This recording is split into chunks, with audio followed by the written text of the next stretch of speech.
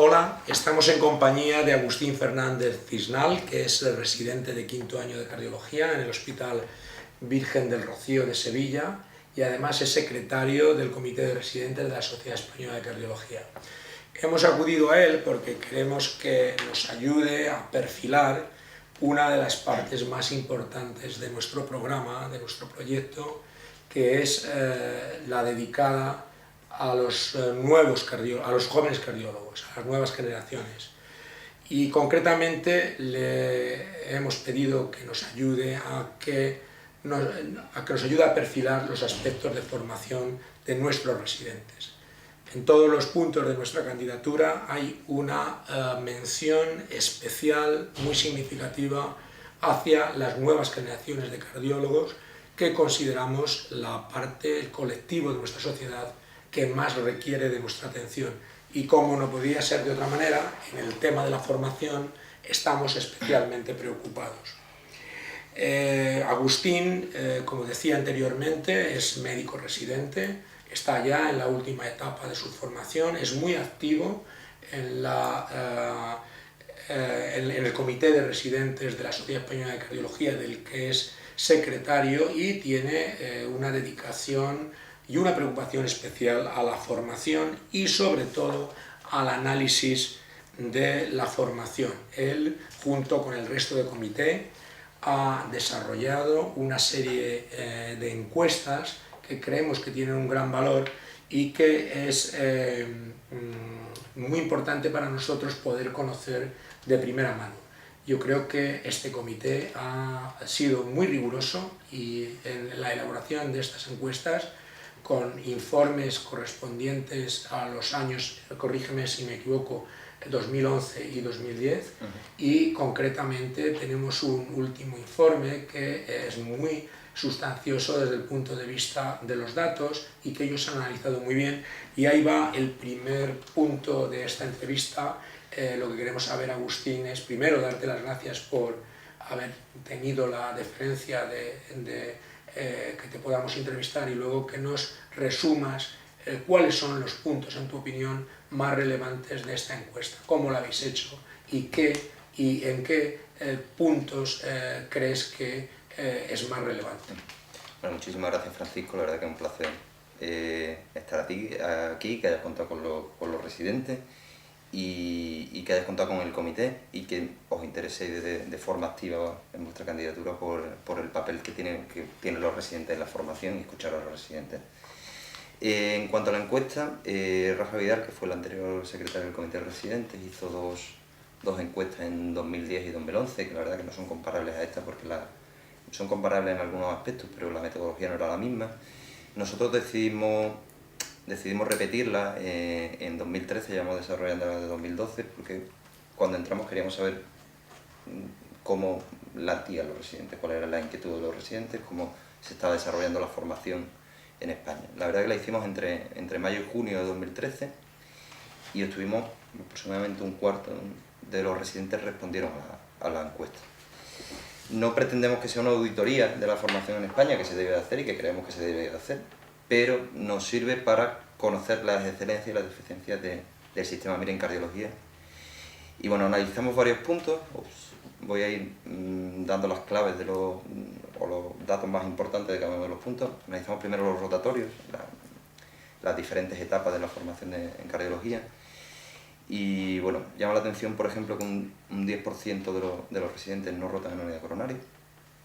Eso es muy llamativo, sí es verdad que puede tener una explicación, que puede ser que la pregunta fuese ambigua y que los residentes que han respondido que no se refieren a que no lo tenían en su hospital. Otra de las cosas que es llamativa es que el programa oficial de la especialidad recomienda un rotatorio de entre 4 y 6 meses de R5 en planta de cardiología. Y la verdad es que ninguno de los residentes ha respondido que durante R5 rote en planta. Este dato tampoco debería utilizarse como una herramienta o una excusa para poder usar a un cardiólogo que aún no ha terminado su formación, que está formándose como sustituto de un adjunto en planta de cardiología. En cuanto a los rotatorios de imagen, sí es verdad que el rotatorio de ecocardiografía es clásico y es básico en nuestra especialidad y se adapta, la verdad, bastante bien al programa de especialidad y es uno de los que mayor satisfacción muestra a los residentes. Sin embargo, por el otro lado, resonancia y TAC, que son dos técnicas que están haciéndose un hueco bastante grande en la especialidad y que en muchos sitios están dominadas por los radiólogos, solo un 55% de los residentes dicen haber rotado en estas técnicas. Otros dos rotatorios fundamentales y clásicos, hemodinámica y electrofisiología, se adaptan bastante bien, casi más del 90% de los residentes y con un alto grado de satisfacción. Y otros rotatorios que se debería mejorar, el rotatorio de rehabilitación cardíaca, a pesar de la importancia que tiene la prevención secundaria y los buenos resultados que se han reportado en los programas de rehabilitación cardíaca, solo un 35% de los residentes hacen un rotatorio arreglado por rehabilitación cardíaca. En cuanto al manejo de los agudos, que es otro de los epígrafes que analizamos en esta encuesta, creemos que es un aspecto fundamental de la cardiología y yo viniendo de Andalucía, que como veremos tienen ciertas deficiencias con respecto a otros territorios españoles, vimos que un 36% no realizan guardia en la unidad coronaria, pudiendo ser mayor este porcentaje, ya que los residentes que rotan en unidades coronarias de otros hospitales podrían haber respondido que sí. Un 22% no atienden directamente al síndrome coronario agudo, es decir, la atención directa y urgente temprana al síndrome coronario agudo la realizan otras especialidades, como pueden ser los servicios de urgencia, de intensivos o de medicina interna, y hasta un 35% no atienden en la angioplastia primaria, no existen hemodinámicamente en la angioplastia primaria. Analizando los datos por comunidades, vemos que en su mayoría los residentes que no realizan guardias en unidad coronaria, que no atienden al síndrome coronario agudo y que no asisten a las angioplastas primarias, están concentrados en Andalucía, en Valencia y en Murcia. Y hay unas grandes diferencias con Madrid y Cataluña. Es verdad que el tamaño muestral se centra fundamentalmente en Andalucía y en Madrid, que es donde podríamos hacer unas comparaciones, y hay una diferencia bastante grande. Creemos que estos datos son derivados clarísimamente de la organización sanitaria de los centros y de las políticas de salud de las diferentes comunidades autónomas. Y en cuanto a los procedimientos invasivos, que son toda la parte fundamental de la cardiología, en agudos hemos elegido 3 procedimientos para analizarlos que consideramos relevantes, que son el implante de marcapasos transitorios, la canalización de vías centrales y las pericorecentesis. Y hemos visto que un 17% de los residentes no realizan ninguno de esos procedimientos durante su residencia y hasta un 26% realiza uno o ninguno. Son datos que llaman muchísimo la atención, que uno de cada 4 cardiólogos a lo mejor solo realice pericorecentesis, y de todos los años que van saliendo, de los 100 y pico cardiólogos que salen al año. Un dato muy curioso. En cuanto a la guardia, se ajustan bastante también al programa de formación, en el número de guardias mensuales y anuales y la distribución entre guardias de urgencia y de cardiología, aunque un 30% no tiene adjunto de presencia. Esto se relaciona claramente con lo que he comentado antes de los agudos.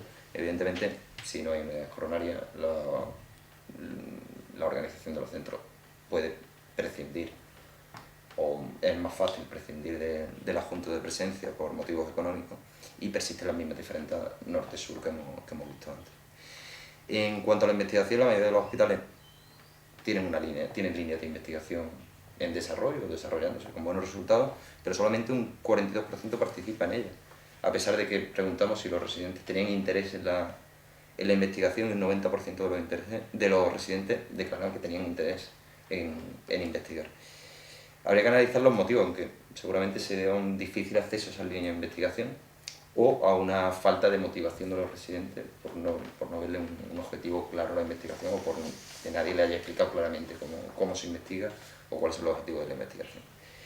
En cuanto a los tutores, la valoración general es bastante buena, tiene una mediana de 4, entre 1 y 5, una valoración bastante buena. El número medio de residentes por tutor es de 4. El programa oficial de especialidad establece un límite de menos de 5, y hay de mediana unas 3 reuniones al año. Un dato curioso que hemos visto analizando los datos es que la valoración del tutor se relaciona con el número de reuniones al año, pero no con el número de residentes por tutor. Es decir, hay tutores que tienen 10 residentes a su cargo, pero si se reúnen mucho con ellos, los residentes están más satisfechos con su tutor.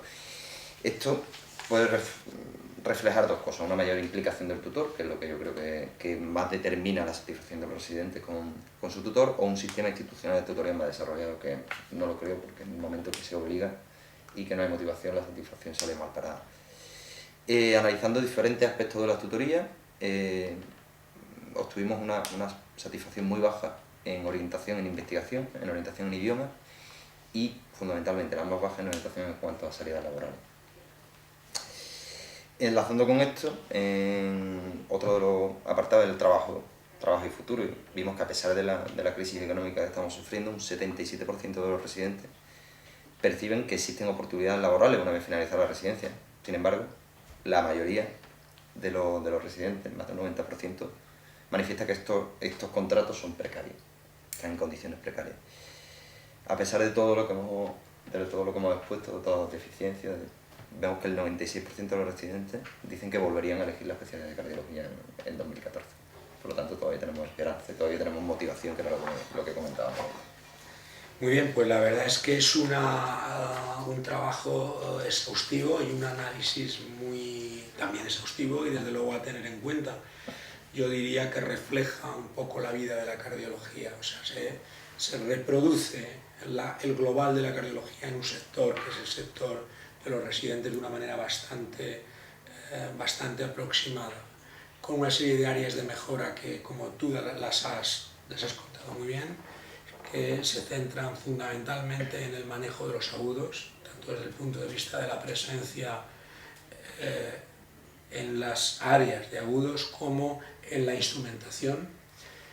Se centran también en la necesidad de enfatizar la formación y el desarrollo de la cardiología clínica. Y luego hay un aspecto muy importante, que es el tema de la investigación, en el que realmente todo esto reproduce la situación general de la cardiología y es un motivo para nosotros de preocupación muy grande. El tema de las salidas laborales enlaza además con la investigación, que puede ser una forma más de incorporarse al mercado laboral. Yo creo que todo esto que nos cuentas tú enfatiza mucho la preocupación que tenemos nosotros por actuar en conseguir una formación uniforme, que no sea distinta en el País Vasco en comparación con Andalucía o con Madrid, y que contemple las salidas laborales en toda su extensión, incluida la investigación. A mí se me ocurren un par de preguntas en relación con lo que acabas de exponer. Una de ellas se relaciona con la troncalidad y la otra con la formación post-MIR. Yo creo que tú nos tienes que ayudar a matizar nuestro programa en esos aspectos. Tú, porque estás representando el sentir de los residentes. En el tema de la troncalidad, que es inminente, yo creo que hay un aspecto positivo, que es la formación extracardiológica que necesitamos todos, sobre todo con los pacientes que estamos viendo ahora, cada vez más mayores, cada vez más frágiles, pero también hay un riesgo de quitarle formación a la cardiología específica. Es decir, no podemos arriesgarnos a que algo tan necesario como es tener una formación global detrimente la formación específicamente cardiológica. Entonces, ¿cómo ves tú este problema? ¿Cuál sería tu sugerencia en este sentido?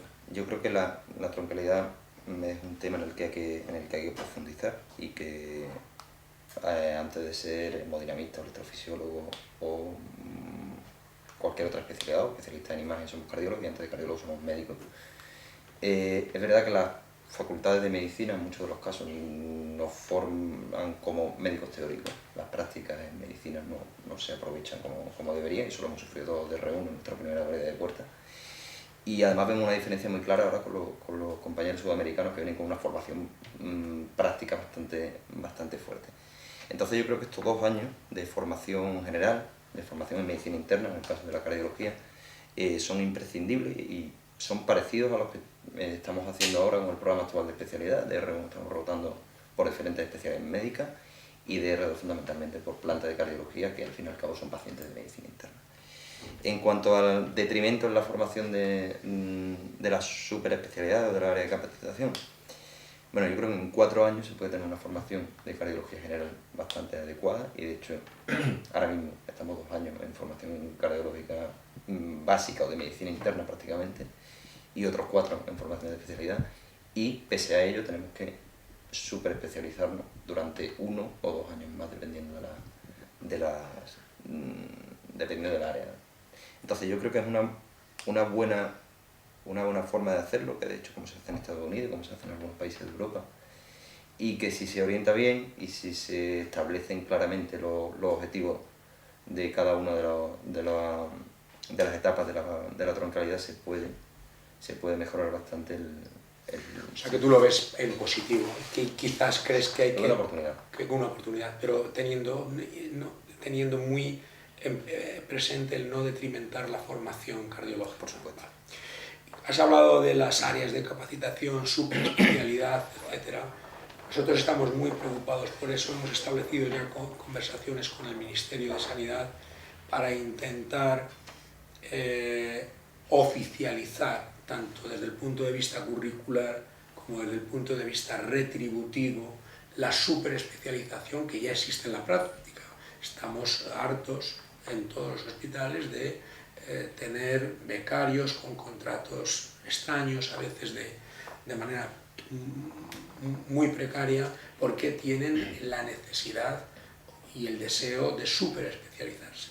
Y esto además ya no pasa solamente en técnicas como la imagen, la electrofisiología, hemodinámica, etc., sino insuficiencia cardíaca, críticos, etc. Nosotros queremos ir a eso. ¿Tú cómo ves el tema de la superespecialización? Veo fundamental la realización de el establecer los criterios retributivos, por un lado, y por supuesto la oficialidad y el reconocimiento oficial de la superespecialidad y que sea imprescindible para ejercer con su correspondiente acreditación. Por supuesto, con su correspondiente acreditación oficial y que sea imprescindible para ejercer ese puesto. Muy bien, pues en eso estamos. Me alegra que vosotros apoyéis este pensamiento.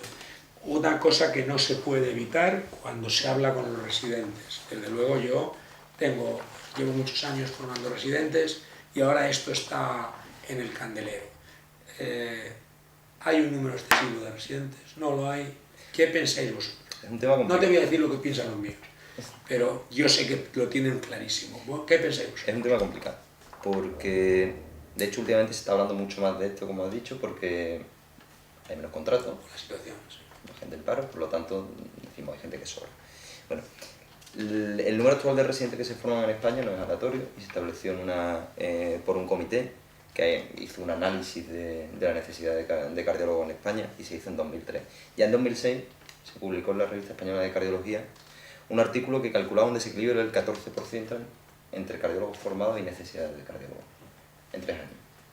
Y en 2006 en pleno boom económico. O sea que ahora mismo seguramente el desequilibrio sea mucho mayor tras la crisis económica de los recortes sufridos en calidad y también quizás decisiones económicas pueden explicar un exceso de oferta en las plazas MIR. Un residente mayor puede realizar mucho mucho más barato. Y mucho más barato. Y bueno, los cálculos serán discutibles, habrá que ver si una recuperación económica mejora esta sensación que tenemos. Sin embargo, yo creo que es la Sociedad Española de Cardiología la que debe liderar el análisis de la necesidad de cardiólogos. Habrá que hacerlo y hacerlo bien esta vez, ¿no? Bueno, Agustín, gracias otra vez. Ahora ya vamos a la última pregunta. Nosotros la verdad es que realmente el colectivo de los residentes lo vemos como el paradigma del futuro y no estamos seguros de que las relaciones entre ese colectivo y el órgano de gobierno de la Sociedad Española de Cardiología sean las adecuadas. Entonces, tú estás siendo muy proactivo, colaboras mucho con la Sociedad Española de Cardiología. ¿Qué te parece? ¿Cómo se pueden mejorar? Si es que se pueden mejorar. Lo mismo ya son perfectas. Las relaciones entre la dirección, la gobernanza que se dice ahora de la Sociedad Española de Cardiología y los residentes y sus organizaciones. Yo creo que el comité de residentes tiene que jugar evidentemente un papel fundamental en la comunicación con los residentes, que es su razón de ser, pero no es el único órgano de la SEC que tiene que relacionarse con los residentes. El comité de tutores, que también existe, también debe promover entre los tutores la relación con la SEC, e incluso la Junta Directiva, como miembros que son los residentes de la Sociedad Española de Cardiología, tienen que promover eso. Habrá que ver cuáles son los mecanismos de hacerlo. Si es verdad que la comunicación con un grupo de casi 700 residentes disgregados por el territorio nacional y con uno de primer año que prácticamente no sabe qué es lo que es la Sociedad Española de Cardiología, y otro de quinto año que está pensando ya en su futuro, es muy difícil. La utilización de nuevas tecnologías es un pilar fundamental y que hay que empezar a desarrollar para establecer una comunicación efectiva, y permite mucha agilidad en muchas cuestiones, pero yo creo personalmente que no es suficiente, que somos un grupo de 700, que es un grupo abarcable y que podemos mejorarla teniendo un contacto personal, conociéndonos entre nosotros. Yo creo que eso es fundamental. Este fue uno de los objetivos del comité del último año, y para la renovación del comité, que será en el Congreso de Valencia, vamos a establecer una red de delegados regionales para poder estar más cerca de los residentes. También otro de los objetivos que tuvimos, de las acciones que llevamos a cabo para que nos conociésemos entre los residentes, fue el programa de intercambio de residentes, en el que se intercambiaban residentes de diferentes hospitales, que creo que además este centro participaba, y que gracias a ellos se han conocido muchos residentes. Echando la cuenta, creo que al final eran unos 300 los que interaccionaban. Entonces yo creo que el comité debe ser el órgano que establezca la comunicación con los residentes, pero no debe ser el único, que tiene que estar toda la Sociedad Española de Cardiología, tiene que estar implicada en ello. O sea que tú quizás crees que dentro de lo que es la Junta Directiva debería haber un vínculo de la forma que sea directo con el liderazgo de este comité, ¿no? Por supuesto. Muy bien, pues tomamos buena nota. Agustín, no te quiero entretener más. Ha sido un verdadero placer entrevistarme contigo y tenerte aquí. Y nada, muchísimas gracias. Muchas gracias. Hasta luego.